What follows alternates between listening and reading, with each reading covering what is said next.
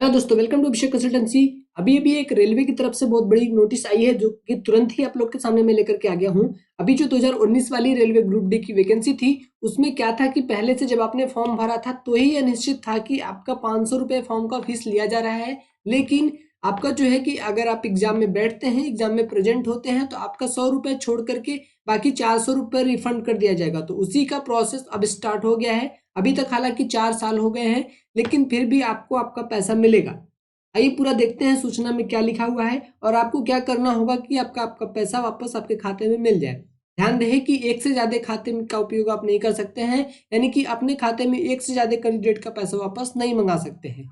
और भी काफी इंपॉर्टेंट इंस्ट्रक्शन है। चलिए बिना किसी देरी के देखते हैं। सबसे पहले देखिए, जो सूचना निकली है आज ही निकली है, तो हम लेटेस्ट अपडेट तुरंत के तुरंत लेके आते रहते हैं। तो अगर आप सारे अपडेट्स को गवर्नमेंट वैकेंसी से रिलेटेड पाना चाहते हैं तो हमारे चैनल को सब्सक्राइब कर लीजिए। बेल आइकन को जरूर ऑन कर लीजिएगा, तभी बेल आइकन के माध्यम से आपको जो है कि नोटिस मिल पाएगा कि मैंने वीडियो अपलोड कर दी है। देखिए अभी जो इसमें आपका नोटिस लिखा सूचना हुआ आ रहा है कि परीक्षा शुल्क की वापसी, बैंक खाता विवरण अपडेट करना। सबसे पहला पॉइंट लिखा गया है कि केंद्रीकृत रोजगार सूचना, और ये जो है आरआरसी 1/2019 के तहत लेवल 1 के पदों के लिए दिनांक 17/8/2022 से 11/10/2022 तक के लिए आयोजित सीबीटी परीक्षा, मतलब इस बीच जो सीबीटी परीक्षा हुई थी उसमें शामिल अभ्यर्थियों को रेलवे भर्ती बोर्ड परीक्षा शुल्क वापस करना शुरू कर दिया है। ध्यान रहे कि जो लोग परीक्षा में शामिल हुए हैं केवल उन्हीं के पैसे वापस होंगे। जिन्होंने फॉर्म भर दिया था लेकिन वो परीक्षा नहीं दिए हैं तो उनकी कोई भी पैसा वापस नहीं होगा। दूसरा पॉइंट लिखा है कि ऑनलाइन आवेदन भरते समय अभ्यर्थियों से नियमानुसार परीक्षा शुल्क वापस करने हेतु बैंक अकाउंट डिटेल एवं आईएफएससी कोड सबमिट कराई गई थी। यानी कि जब आपने फॉर्म भरा था तभी अपना रिटर्न पैसा पाने के लिए अकाउंट डिटेल डाल दिया था। लेकिन इसमें क्या लिखा है, विदित हो कि आवेदन 4 साल पहले प्राप्त हुए थे तथा इस बीच उम्मीदवारों के खाते के विवरण में कई बदलाव हो सकते हैं। लेकिन हो सकता है कि आपका खाता पुराना चल रहा हो, अभी बंद हो चुका हो, या फिर आपने चेंज करा लिया हो, बहुत सारी चेंजेस हो सकते हैं। उसके बारे में लिखा गया है कि साथ ही बैंक द्वारा खाता विवरण की जांच करते समय यह पाया गया कि एक ही खाता संख्या से बड़ी संख्या में भुगतान किए गए थे। मतलब कि आप एक ही बैंक खाते से कई लोगों का फॉर्म भर दिए थे। इसके अलावा विभिन्न बैंकों के विलय होने के कारण, जिससे कई सारे बैंकें आपस में मर्ज हो गई हैं, उनके आईएफएससी कोड बदल दिए गए हैं। इसलिए खाते को पुनः पुष्टि और नए विवरण लेना आवश्यक है ताकि उम्मीदवारों के सही बैंक खाते में धन वापसी की जा सके। यानी कि फिर से आपकी पुष्टि करेंगे, आपसे फिर से जानकारी लेंगे ताकि जो है कि आपके खाते में सही से पैसा आ सके। तीसरा नंबर पॉइंट देखिए क्या लिखा है, पूरा इंस्ट्रक्शन ध्यान से सुनिएगा दोस्तों। कोई भी चीज़ का आप मिस्टेक कर देते हैं तो आपका पैसा वापस नहीं आएगा।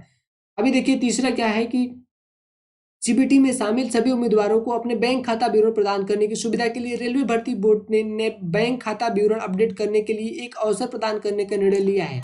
अच्छी बात है। तदनुसार रेलवे भर्ती बोर्ड की आधिकारिक वेबसाइटों पर एक अपडेट बैंक खाता लिंक का प्रदान किया जाएगा।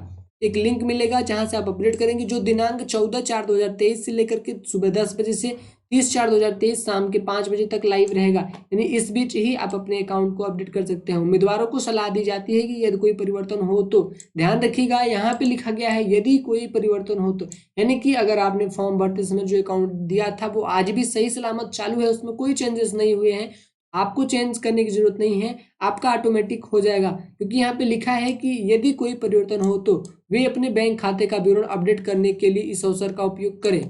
ठीक है। उम्मीदवारों से यह सुनिश्चित करने के लिए अनुरोध किया जाता है कि सबमिट किया गया बैंक खाता क्रमांक और आईएफएससी कोड सही है, तथा उन्हें सलाह दी जाती है कि वे सबमिट करने से पहले सावधानी पूर्वक जांच कर लें। यानी कि आप जब भी आप सबमिट करेंगे, अभी कल से स्टार्ट हो जाएगा, तो आप सावधानी पूर्वक कीजिएगा, क्योंकि आप एक बार भी अगर गलत अपडेट कर देंगे तो यह फिर से संशोधन नहीं होगा। यहाँ पे देखिए लिखा है संशोधन संभव नहीं होगा। उम्मीदवारों द्वारा गलत विवरण के कारण धन वापसी में विफलता के लिए भर्ती बोर्ड जिम्मेदार नहीं होगा। यानी कि अगर वापस आपका पैसा नहीं आएगा, आपने अकाउंट नंबर गलत लिख दिया, एफएससी गलत लिख दिया, तो इसके लिए आपका बोर्ड जिम्मेदार नहीं होगा। साथ ही कोई पत्राचार भी नहीं करेगा। यानी कि फिर से आप नहीं कह सकते कि हमको फिर से दीजिए पैसा।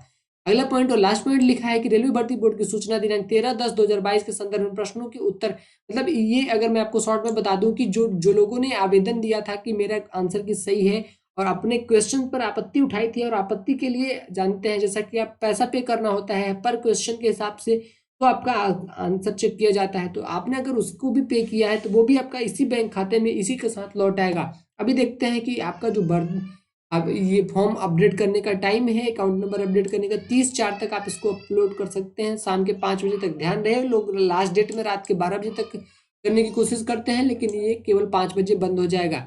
रेलवे भर्ती बोर्ड के रिकॉर्ड से अभ्यर्थियों की विवरण सत्यापन के बाद ही धन वापसी की जाएगी। बैंक शुल्कों की कटौती के बाद स्वीकार्य होगा। गलत, पूर्ण और देर से किए गए दावों को सरसरी तौर पर खारिज कर दिया जाएगा। अगर आप देर से करेंगे, गलत करेंगे तो जो है कि आपको नहीं मिलेगा। एक खाते में, यहाँ पे देखिए जरूरी चीज है, एक बैंक खाते में केवल एक रिफंड की ही अनुमति होगी। अगर आप चाहें कि कई कैंडिडेट्स का आप अपने अकाउंट में ही मंगा लें तो यह संभव नहीं होगा। जैसे लोग कैफे से फॉर्म भरवाते हैं, तो वहां से लोग, अगर कैफे वाले चाहें कि मैं कई लोग का अपने ही खाते में मंगा लूं, तो यह संभव नहीं होगा। एक बैंक खाते में एक ही लोगों का रिफंड आ सकता है। बैंक विवरण सबमिट करते समय किसी भी तरह की कठिनाई होती है तो आप हेल्प डेस्क में जाकर के अपनी सहायता पा सकते हैं। ध्यान रहे कि अभी ऐसे में क्या होता है कि बहुत लोग का रजिस्ट्रेशन नंबर गुम हो जाता है, उन्हें आज पता ही नहीं होता है कि उनका रोल नंबर, रजिस्ट्रेशन नंबर क्या था, तो वो कैसे अपना फॉर्म को अपडेट करेंगे। तो उनके लिए फॉरगेट रजिस्ट्रेशन का ऑप्शन होगा, जहां से अपने रजिस्ट्रेशन को फॉरगेट कर सकते हैं और फिर अपना फॉर्म भर सकते हैं, अपने अकाउंट नंबर का डिटेल दे सकते हैं। दोस्तों, जैसे ही कल से स्टार्ट होगा, मैं एक नई वीडियो फिर से बना दूंगा, स्टेप बाय स्टेप आपको करके दिखा दूंगा कि किस तरह से आपको करना होता है। किसी एक कैंडिडेट का मैं अपनी तरफ से करूंगा, तो वो कैंडिडेट कौन होगा, आप इसी वीडियो के नीचे कमेंट कीजिएगा, अपनी जानकारी दीजिएगा, तो मैं आपका जो है कि अपनी तरफ से भर करके दिखाऊंगा कि किस तरह से आप लोग और लोग अपना भर सकते हैं। तो अपना अगर आपको हमसे करवाना है तो आप कमेंट जरूर कर दीजिएगा, मैं आपका जरूर करूंगा।